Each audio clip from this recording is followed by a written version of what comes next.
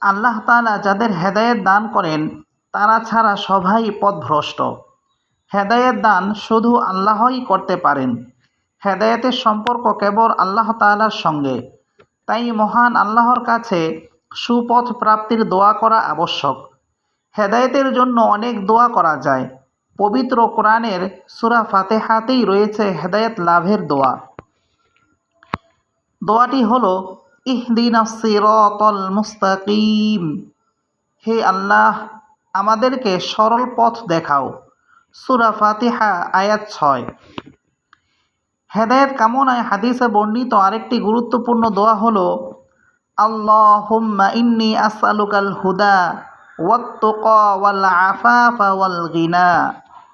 হে আল্লাহ, আমি তোমার কাছে সুপথ, আল্লাহ ভীতি, চরিত্রের নির্মলতা ও অভাব মুক্তির প্রার্থনা করছি।